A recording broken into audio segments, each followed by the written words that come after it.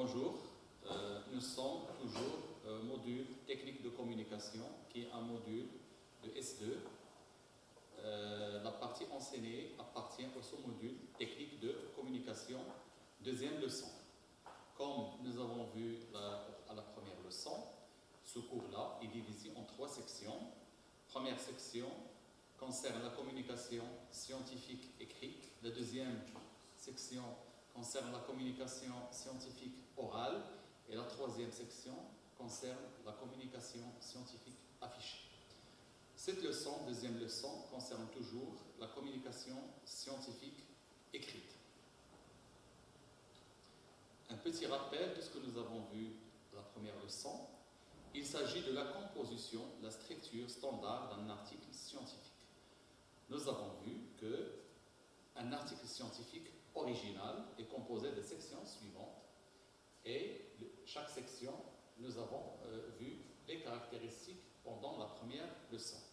Donc, il s'agit du titre, ensuite les auteurs, troisièmement, le résumé ou bien l'abstract en anglais, la partie introduction, la partie méthode, matériel et méthode, partie résultat, partie discussion et conclusion. Nous avons passé en revue ces différentes sections lors de la première leçon. Ce qui nous reste maintenant, c'est parler de la section bibliographie et c'est l'objectif de cette leçon.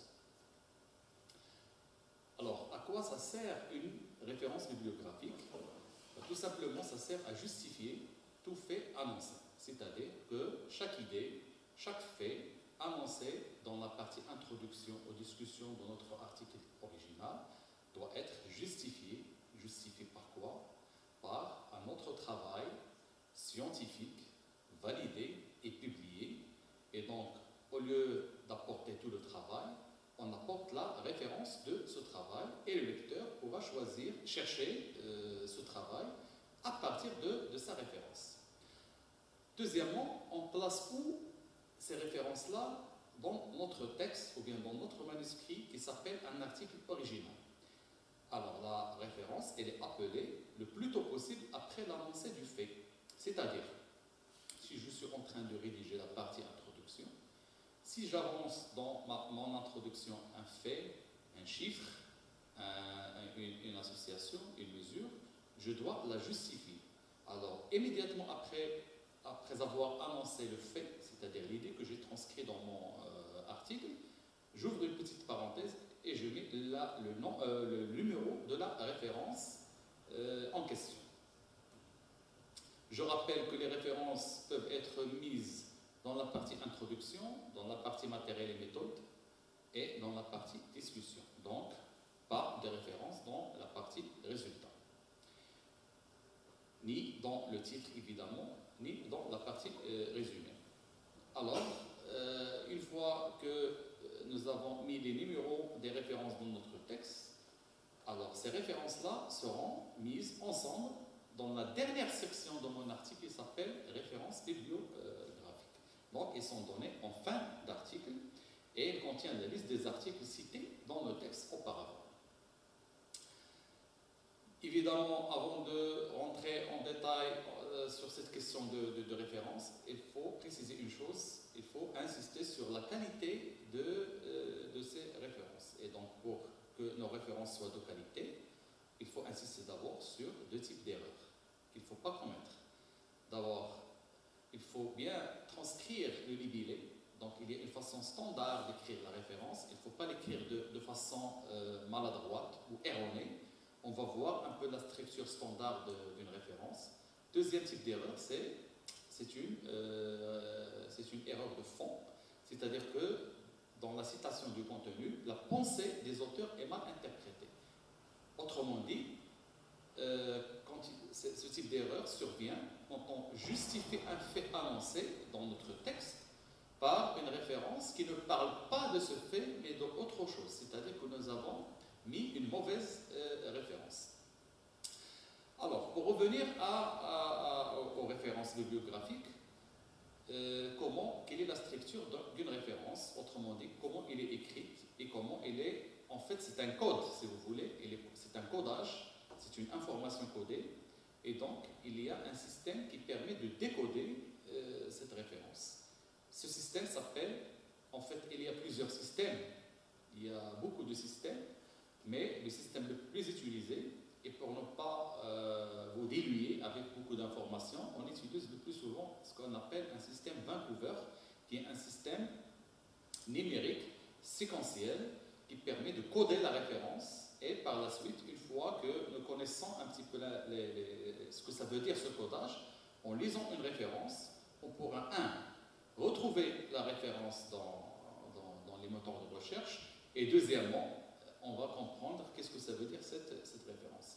Alors, il faut préciser une chose, c'est qu'il y a des logiciels spéciaux qui peuvent traiter ces références dans notre texte à notre place, corriger la forme et également corriger l'emplacement.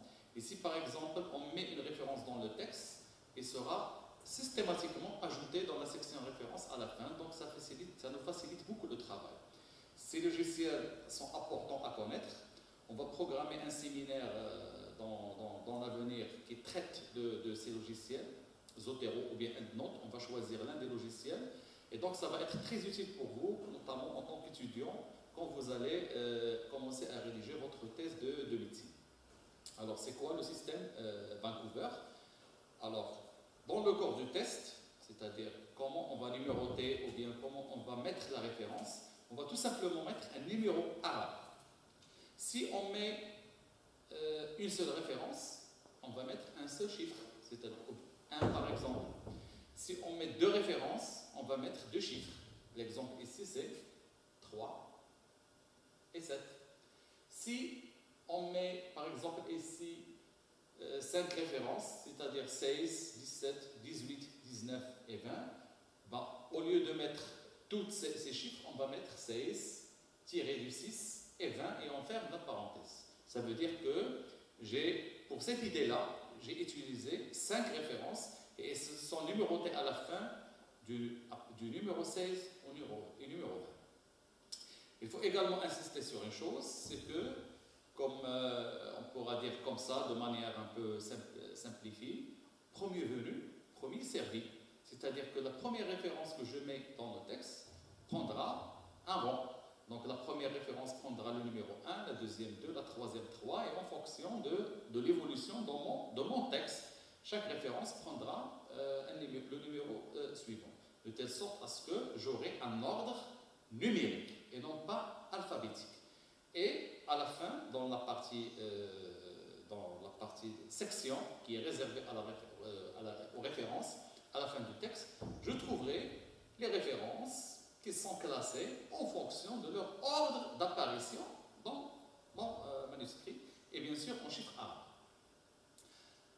Quel est le modèle? C'est-à-dire, on a parlé tout à l'heure de codage. La référence est un code, donc qu'il faut interpréter. Alors, ce codage-là, bien sûr, toujours selon le système Vancouver, il diffère selon qu'il s'agit d'un article scientifique ou bien d'un bouquin, par exemple. Parce qu'on peut également mettre une référence, si je trouve une idée dans un bouquin et que je veux utiliser cette idée dans mon texte, alors je mets la référence à partir de ce bouquin. Alors comment? Commençons par l'article. C'est la structure type d'une référence à partir d'un article scientifique selon le système Vancouver. Alors on regarde d'abord les auteurs, ça commence toujours par les auteurs, on met le nom suivi par les initiaux, le prénom, pardon, suivi par les initiaux du prénom, avec un virgule, deuxième auteur, nom, suivi par les initiaux du prénom, troisième auteur, le nom, suivi par les initiaux du prénom. Évidemment, on a parlé dans la première leçon du nombre d'auteurs. Je répète, si le nombre d'auteurs est inférieur à 7, je mets tous les auteurs. Si le nombre des auteurs est supérieur à 7, à ce moment-là, je mets les 3 premiers, suivis de la mention « et al ». Ça se trouve dans la première leçon. Après, partie auteur, je mets un point. Deuxième partie de ce codage, en fait, c'est un codage, je mets le titre de la publication que j'ai citée. Par exemple, ici, comment écrire une référence d'article aux normes de Vancouver. ça c'est le titre de l'article que j'ai utilisé comme référence. Enfin, après le point, je mets les initiaux du journal dans lequel cet article est publié. Par exemple ici, New England Journal of Medicine, bien sûr, on va utiliser cette forme-là qui est imposée par la revue dans laquelle on va publier.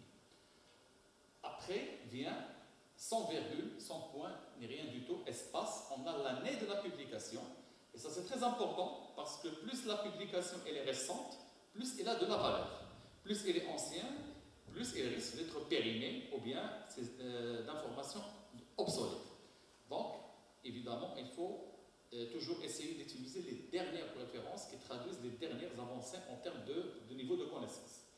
Après ça, après l'année de publication, je mets point virgule de cette manière-là, suivi par, ça c'est le numéro de volume, par exemple ici volume 12, 2 points, ça c'est la page, ou bien les pages qui contiennent cet article, parce qu'une revue, il est composé de plusieurs pages, donc une revue, une édition, un volume contient plusieurs articles.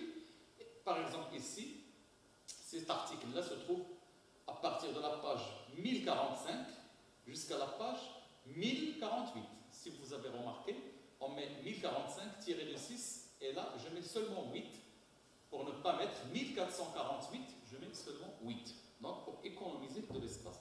Donc ça c'est un style qui s'appelle le style de Vancouver qui est standard. Si par exemple vous allez vers PubMed et vous trouvez un article et vous voulez importer la référence, cette référence-là sera importée sous cette forme. Et donc, elle est standard. Donc, ça, c'est ce qui concerne la référence dans l'article. Alors, qu'en est-il de la référence d'un livre, par exemple? C'est un peu différent. Donc, ça, c'est... je commence par, le nom de l'auteur, puis suivi du titre le titre du livre, puis de l'édition, du moment de l'édition, et 2 points de la page, par exemple, sur le livre dans laquelle se trouve ma référence, ou bien l'idée que j'ai prise sur ce livre et que j'ai utilisée dans mon texte comme référence. Donc voilà. On va faire un autre séminaire concernant l'usage de ces logiciels EndNote ou bien Zotero. La différence c'est que Zotero elle est gratuite, qui peuvent traiter de manière automatiquement ces références. Donc pour terminer cette leçon, je rappelle grosso modo les différentes sections qu'il ne faut pas oublier d'un article original scientifique. 1, c'est le texte. Le titre, pardon. 2, c'est les auteurs. 3, c'est le résumé. 4, l'introduction. 5, matériel et méthode. 6, résultats. 7, discussion. 8, conclusion. Et 9, bibliographie. Dans cette dernière se trouvent toutes les références qui ont été mises dans la partie introduction, dans la partie matériel et méthode et dans la partie discussion. Et je vous remercie.